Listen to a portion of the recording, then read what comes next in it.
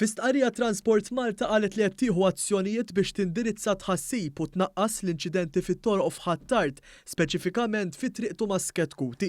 Fid-dawl tal-inċident riċenti li seħħ fiż-żona u li fih tilfet ħajjitha Casey Xiberras, Transport Malta affermat mill-ġdid l-impenn tagħha biex ittejjeb is-sigurezza fit-toroq.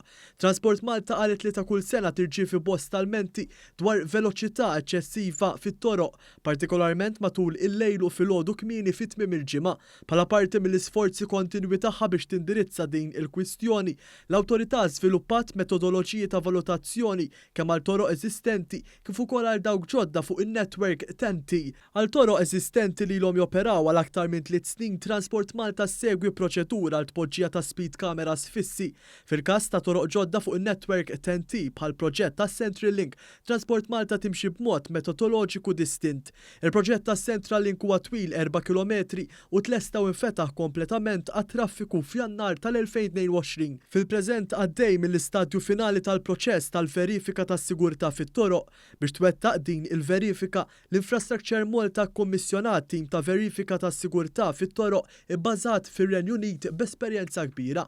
F'Marzu li għadda t-tim tal-awditjar żar Malta u wettaq spezzjoni estensiva tas-sit ta' Central Link. Miżuri li jistgħu jiġu inklużi f'din iż-żona jinkludi soluzzjonijiet ta' inġinerija, traffic calming techniques jew rakkomandazzjonijiet għal miżuri ta' kontroll tal-veloċità li jistgħu jinkludu l-introduzzjoni ta' kameras tal-veloċità medji, suġġett li dwaru saru diskussjonijiet tekniċi u legali ma' speċjalisti fil-qasam matul ix-xhur li għaddew.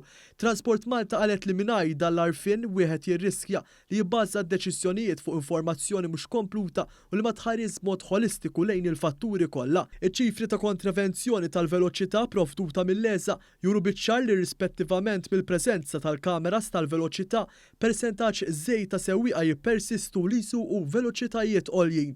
Fl-istqarrija Transport Malta fakret ukoll li l-speed cameras mhumiex garanzija kontra l-imwiet fit-toroq u enfasizzat l-importanza li l-kol kemm aħna nuru responsabilità lejn xulxin waqt li nosservaw il-liġijiet.